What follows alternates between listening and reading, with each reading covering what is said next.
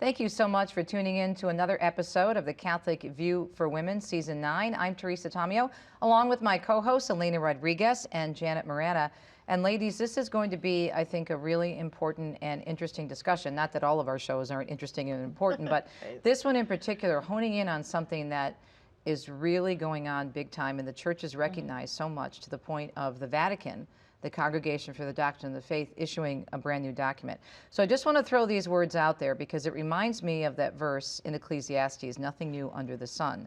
These are age-old heresies that we're seeing rearing their ugly heads, only in different ways, manifesting themselves in different forms because of technology, and how technology in so many ways allows us to be so focused on the self. And that's why the title of this is Me, My, Selfie, and I, or Father, Son, and Holy Spirit in this episode. So we have these age-old heresies of Gnosticism and Neo-pelagianism. They've been around since the beginning of the church, since the beginning of Christianity, but they've recently again become prominent in our self-centered culture. So I want to go to the document that we mentioned, and we do have a link to it in our homework section, Janet, which you'll be telling us about later. What do we mean by these two things, by neo-Gnosticism and, of course, this new form of Pelagianism? Pope Francis, in his ordinary magisterium, often made reference to two tendencies described that resemble certain aspects of two ancient heresies, Pelagianism and Gnosticism. New forms spreading in our days, one in which the individual, understood to be radically autonomous, presumes to save oneself without recognizing that at the deepest level of being, he or she derives from God and from others.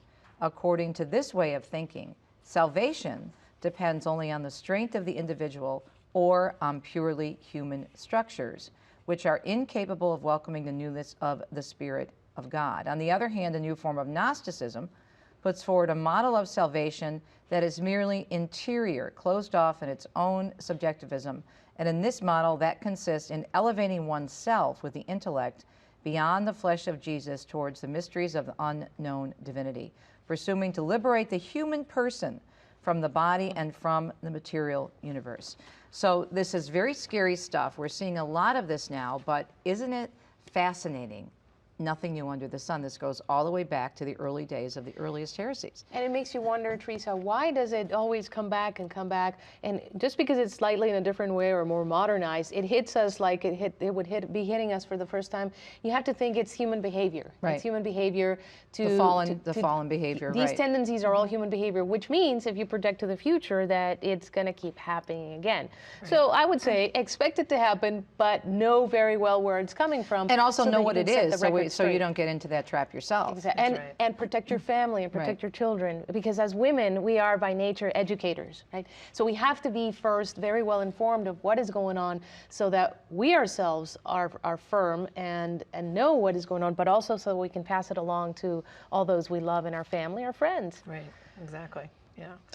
I mean, these words, I think we could just sum it up by saying, you know, we think we're all that in a bag of chips, right? And basically we're saying we're in charge and God's not, right, Janet? Well, yeah, it's being so self-absorbed in oneself. You know, it's all about me, me, me. And when you think about it, you know, in today's, especially starting with the young people, it's all about themselves. You know, it's almost like a selfish attitude, and it can extend into how do they behave and what do they do, and how do they treat other members of their family. You know, I think back, you know, when I was a child, you know, being around my grandparents was wonderful, and back in those days we all lived, if not in the same house, you know, very close to each other. Nowadays, you know, how often do children really go, and teenagers, and sit and listen to grandma or listen to grandpa? No, they're all into that, got to be with my friends or on my devices or on this or on that. And they're missing so much, you know, and then is tuning into God. Do they take time to pray every day and just unplug and meditate a little? I mean, I just see that everyone is just swept into the busyness of the culture, and I think that, you know, what's going to happen is they're going to regret time lost that wasn't spent enough time in prayer with God and with family. And that is happening because so many people are spending so much time on themselves And you mentioned that the one area of it in terms of being isolated from family and using all these devices and being very selfish, but then it gets reinforced by the selfies, this whole, selfie syndrome that we have, which I wrote about in my book, Beyond Me, My Selfie and I, and how if we have this world that we build around our image online. I mean, it's to the point where it's addictive and epidemic almost. I mean, there's studies and research that show that people who have to break away from Facebook, they actually suffer depression. Like it were an addiction already. Right. Same symptoms. And people who have walked into a tree because they're trying to take a selfie or a selfie video. Or hit by a car or hit when by they're a car, crossing the or street. hit by a bike, or swept over by a big wave that came. They were trying to take here's my cell phone, and they have this selfie stuff, and they're like this and this and this, and they're not paying attention like you just said. What's going on? We had a girl at our office, and she was doing this selfie stuff. And all of a sudden she didn't realize, but she tripped because she wasn't looking. She was trying to get the perfect angle and walking and moving with her phone. I've seen people she riding a actually bike. fractured her kneecap because of falling with this selfie nonsense. It really ends up, I think now, if you would talk to emergency room doctors and how do people get hurt. They would tell us. Yeah, I think the cell phone nonsense is really escalating. But the other thing it causes us to do is that we're always looking at ourselves, right? It's always about me. And as a matter of fact, speaking of the selfies, there's an increase in, there's a specific type of surgery now that's being done by plastic surgeons to improve your appearance for selfies. No, I'm not kidding. You're kidding. I have that in my, when I started researching this, I was amazed at how much evidence there is to show the problems with this selfie syndrome. I wrote the book, it hit me a few years ago when Deacon Dom and I were in Italy, and we were in Lake Garda, which is just beautiful, northern Italy, and it's where I bought your necklace for you, the gift I got for you. Yes, matching ears. And we were on about to go on this cable ride up this place called Mount Baldo, and you could take this beautiful cable ride up the side of the mountain in gorgeous Lake Garda, and Italy is just, it's my favorite place, but it's gorgeous. So picture this as Sophia from, what was that show that Sophia was on, Golden Girls. As Sophia used to say, picture this. So we're standing on the platform waiting to go up the mountain, the side of the mountain. And right there, even at the platform, it's just gorgeous with the colorful houses and the beautiful water and the snow-capped mountains. Everybody's oohing and eyeing except for this one couple, this young couple. And they weren't Italian, they weren't American. I'm not sure where they were from, but they were speaking to each other. But the whole time, first on the platform, they were just taking selfies of each other and together and then by themselves. And once they get on the cable car, we're going up this mountain. And now this cable car, as I describe in the book, makes this 360 all the way up so you can see everything. Everybody is just enjoying the view except this couple. Yeah. And I'm thinking, you're waiting for Julie Andrews to come out, The Hills Are Alive, for The Sound of Music. That's how gorgeous it was. And all they're doing is looking at themselves. So you're missing all the beauty around you. God's beautiful earth, as beautiful as it can possibly be, and they're spending all time looking at themselves. That's and that got me thinking. Statement. Yeah. And it's not just, there's nothing wrong with taking a selfie here and there every so often. Sure. We do it here on the set. We do it all. We all do it occasionally. We carry our phones as well. But occasionally, everything in proportion. When it takes over, that's what we're saying. Hey, look out. Look out for the signs when it takes over. And there's a lot more deeper reasons of why we allow this to take over. Well, that's where we want to go. Teresa, in your book too, I think you did some research about Kim Kardashian, and she's like the queen. She's a selfie queen. A selfie queen. She invented herself through social media. Right. And primarily, she had a whole book called Selfies, which was nothing but selfies of her. That was it. There was no written copy. It was just her pictures of her, and it sold a gazillion copies. I don't know how many it sold. But I wanted to read the notes of our wonderful spiritual advisor, Father Frank Pavone, on this topic. And we already mentioned that we're talking about Gnosticism and Neo-pelagianism. Right. He says a big part of our response is actually the role of women, and this is where we come in, girls. Women, family, society, and the church. After all, women make a unique contribution to the awareness of the importance of relationships.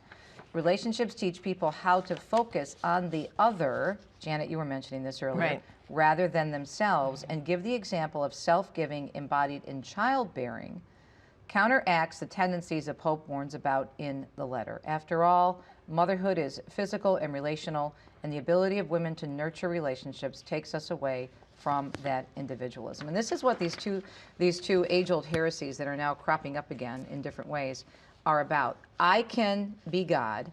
I'm in charge. Right. I don't want to give anything to anyone. Very focused on the self.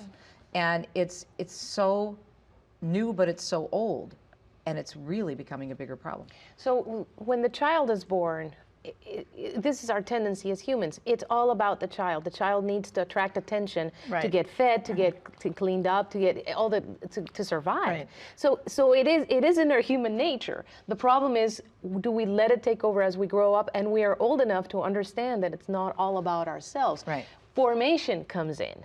And as you said very well, the value of family. When little children have to share their toys with big brother or big sister, that is a lesson. And maybe the little child will cry and will not want to, but that is a lesson. It's breaking that will, that tendency we have. And a very good example of this is when children are able to actually go out on themselves and do something that they did not have to do because mom and dad told them. But say if we take our children to opportunities maybe at the parish where children, if they're old enough, can help other people who are in need, maybe participate in a soup kitchen, right? Or collecting to see that it's not all about me, right? And exactly. see and realize and go to other neighborhoods and realize that people are in need and that they can do a lot actually, puts them out of themselves. And I can tell you as a mother, I mean, once you give birth to that first child, it's no longer about yourself. Right. Life as you know it is. Your whole life changes forever. Yes. And people always used to say to me, especially I had 3 little ones very close in age. My daughter's was born, and then 23 months twins. later I had twins. So I had 3 little ones in the house, and everyone kept saying, "Oh, don't worry, Janet. When they get older, it gets easier. You'll have more time for yourself. Oh, don't worry, it gets easier." Absolutely not. As they get older, now they're all married and have children of their own. And so now it's still turning to me. Matter of fact, I love it, but my one daughter calls me every morning on her way, she's a teacher, on her way to work. And I said, "Oh, you're calling to make sure I'm still alive?" She goes, "No, Mom, I want to hear your voice." And she'll tell me about her day, and what are you going to do today? And then my other one, because she's in California, she'll call me later in the day, And I just love that they still want their mom, and now I have grandchildren. And I think, in society, it's just like wants to take us away from our family instead of drawing us closer. Right, and then what it also does is we're seeing more of this, and this came up in the discussion when this letter was released. This is leading to this whole attitude of, I can decide who I am. Right. This whole, we mentioned this before in our discussions in previous shows. We need to know who we are, and we discussed this with Jim and Joy Pinto on At Home with Jim and Joy. Be who you are, but we don't know who we are. Right. Because we think that we are the Lord of our own universe. And so what does that do? That causes us to make really bad, selfish decisions. And this is what we're seeing in terms of with the whole transgender movement, with the whole so-called same-sex marriage movement, because we are making the rules, and it goes way back, even to before Christ coming on the earth, to the Garden of Eden, where we see the devil telling Adam and Eve, "Oh, you're fine. You can eat from that tree. Nothing's right? going to happen. Don't worry about the Right. consequences." Yeah. Right. Yes. And so we think we can determine everything, and then you can tie it into abortion, you can tie it into contraception, you can tie it into, well, I could be a girl one day, I could be a boy one day. They take advantage of the body by saying that the body doesn't matter, and then you blow out the whole identity of male, female, created in the image and likeness of God. Exactly. And there's a wrong conception about freedom. Oh, you're cutting into my freedom. You don't tell me what to do. I get to decide, and what I decide today might be different from tomorrow, no matter if I'm inconsistent, but at least I'm deciding. Well, real freedom is having the choice to make the right decision, what I ought to do, not just do something because I can do it. And so we fail to go up that ladder of reasoning and say, well, this is what really is what God is calling me to do. This is why I was created. This is my real purpose in life. And even though it's the harder road to take, I am going to take it. It's going to require more effort, and then God gives you the grace. But having that maturity to take that decision means in and of itself that you're stepping outside of yourself and trusting to God. Yes, absolutely. When we come back, I want to share the story about when I was asked to write the introduction for the new release of, they're re-releasing, my publisher is re-releasing some of the classics, including St. Teresa of Avila's Interior Castle. And what I discovered, talk about everything old being new again, and what she's saying in some ways about this problem of all about me, myself, and I. Can't wait. You're listening and watching The Catholic View for Women. We're also carried on radio, by the way. And our episode is Me, Myself, and I, or Father, Son, and Holy Spirit. I'm Teresa Tomeo. We'll be right back with Elena Rodriguez and Janet Morana for more discussion.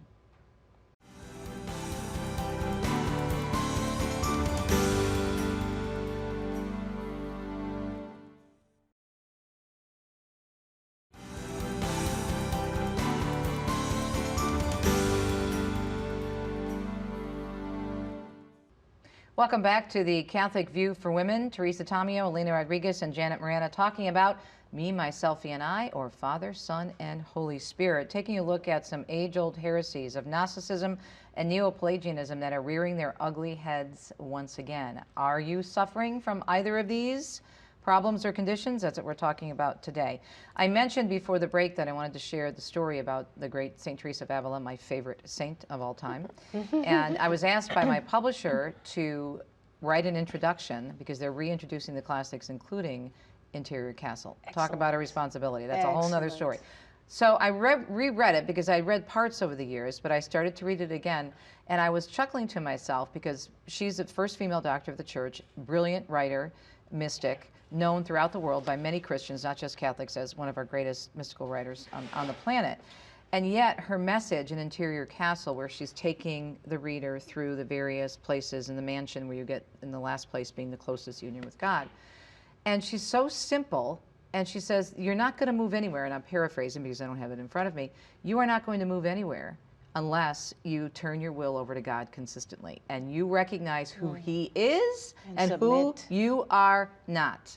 And that is it, brothers and sisters, in a nutshell. And this is the problem with neo-Gnosticism and neo-pelagianism, because we're still doing that age-old thing of, I got this, like they said in the Garden of Eden. Yeah. And you've got an article that the Register is talking about this as well. It is very important that we stay tuned to the news and to good news and the good news sources like the National Catholic Register, and this is at ncregister.com, and it is an article about this letter to the bishops of the Catholic Church on certain aspects of Christian salvation, and it just showcases, they talk to the prefect of the Congregation for the Doctrine of the Church. Who put out the document which is that I just read. the institution that puts out the document. And so they're talking about it. It's very, if you just type it in on the search bar, you will be able to find it. And it talks about the problem of the heresy as that it comes from the original sin, Pelagianism and Gnosticism. And I'm quoting here, it says, it explains that these two heresies would see Jesus as one group of beings, of divine beings in the celestial hierarchy, representing perennial dangers for misunderstanding biblical faith. And it says that it explains that the document goes on to say, as in the church wisdom, that both of these have similarity with the modern tendencies that we see, which is precisely what we're giving you examples about here. And then it goes on to contrast that the Christ teaches that no created thing can totally satisfy us, and that salvation is not limited to answering any particular contemporary desire, but rather it relates to our entire being, and that the whole person is called to live in communion with God. So again, here God is coming down to the level of the human being, restoring our fallen nature, taking us up to where we are supposed to be as daughters and sons, as children of God. So again, if we open up ourselves, and we have to desire this when we first wake up in the morning, Lord, please help me to live the way you want me to live today, and rescue me from all the pitfalls. And this is very important. We have to open ourselves to well, be able St. to Teresa notice said, this. it's His will, not ours. Janet, well, and you know, and God's promise to us is not to come up to heaven to be in front of the throne. No, to sit on the throne with Him. That's what God says to us. He wants us on the throne, and that shows how He wants us, you know, our humanity, part of His humanity too, and paying attention, like you're saying, Elena, to God's plan for us. But I wanted to get into Teresa's book here, Beyond Me, My, Selfie, and I. And Teresa, I have to tell you, of course, I've read the whole book several times, and one of my favorite parts here is when you, I think it's in chapter 4, where you actually talk about Father Spitzer and this whole topic. Father Spitzer's Universe here on EWTN. Exactly. Great show. Another plug. Anyway, Father Spitzer, you write, agrees that one of the problems of our selfie-minded culture is the inability to reach beyond ourselves, to reflect, contemplate, and wonder about all the most basic questions that tug or should tug at the human heart, which are, who am I? Why am I here? Where am I going? He calls this the loss of transcendence. Such a loss then leads to a host of other problems with far-reaching effects. He sees this as causing 4 consequences connected to a serious lack of being to see beyond our own noses. And here's the first one, which we're going to discuss now. An underestimation of our nature, dignity, destiny, and the meaning of life. Bingo. Bingo, right there. I mean, you can pull Meaning so of much life. out of that statement. You can look at abortion. You could look at the whole transgender problem, right? Yeah.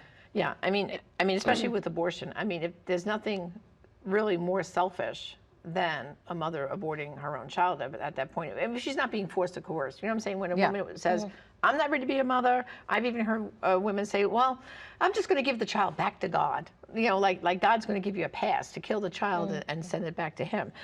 So it is a very selfish act because you're saying, I'm not dealing with this. I don't want to be a mom. I'm not ready for this right now. This is not in my plans right now. Maybe exactly. later. Number two. Number two is an absence of an important source of healing and consolation for those who are suffering and sick. Which is what you started out saying in the beginning about not paying attention to the those in need in our or family. the infirmed. I mean, you know, I think everyone should make a list of all the elder people in your family and then do a little examination of conscience. How often do I call them? How often do I go and visit them? And it's not just the elderly. Maybe you have members of your family who are ill. Do you go to the hospital to see them? Do you go out of your way? You know, so many people use this excuse, well, I have to work, and when am I going to get a chance to get to the hospital? You should make it your business to go see someone. And nothing is worse than, I mean, I've been in the hospital. You're laying in the hospital. It's very upsetting when you're not feeling well. Yes. And to have someone come by and just even spend Cheer 10 you up. minutes by your bedside. It doesn't have to even be a long visit. No, it could be short. Matter of fact, But in it's the most hospitals, they meaning of want it to be short. Right, because you know. have to rest. But that meaning of being there. Right. And then, of course, you have family members who might be in assisted living, or maybe they're in a nursing home. And my dad was in a nursing home for 7 years, and we spent a lot of time. We had a schedule. We used to, you know, take turns to make sure he was visiting To have often. a schedule, to plan it, so you make sure that it happens. Exactly. Wow, we only have 3 minutes left, so we have to I know. fly through those, and then also you have to do the homework. I'm just going to quickly read the other two, which is the alienation from reality, others, and ourselves, negatively impacting suicide rates, family relations, substance abuse, and a sense of fulfillment and hope. And finally, a decline in ethical motivation within individuals and ethical conduct within culture. This is, I mean, Teresa, this book is amazing. I highly recommend Thank it you. because the research you did here, it's eye-opening. And so, to talk about our homework a little bit, of course, item one, of course, we're going to have the link to that document that was issued by the Congregation for the Doctrine of Faith. And actually, it was issued at February 6, 2018. And we'll have that link on our website. And of course, reading Teresa's wonderful book, which is Beyond Me, My Selfie, and I, available at the EWTN Religious Catalog. That's a great book, too, for parents. A lot in there about social media. Exactly. A lot in there about social media. And the warning, ding, ding, Yes. you know, tone it down, put the phones off. Right? Danger, danger. Right. And of course, number three, we'd like you to go to our website, The Catholic View for Women, where we have all this information, all the homework listed, all the links to all the documents, and past episodes that you can watch online. And then finally, like us on Facebook, but don't spend too much time on Facebook. On social media. Yeah. I think this is a good discussion because in our next episode, we're going to be even looking at this even further, where this leads to other things such as atheism, which our friend Anthony DiStefano from Priest for Life, best-selling Catholic author, is going to be with us to talk about his book, which is doing really well. I've had him on my show at least twice, my radio show, Catholic Connection, and it's incredible in terms of how one step of it's all about me can lead you, as Father Spitzer said, as you just read, to other areas of selfishness, and eventually, I don't need God And pushing at all. God out of the way. But Totally. we need God, and we need you to continue watching That's The right. Catholic View for Women. Thanks so much for tuning in. We'll see you next time on The Catholic View. For Janet Morana, Elena Rodriguez, I'm Teresa Tomeo. And as Janet said, CatholicViewforWomen.com is the website. We'll see you later.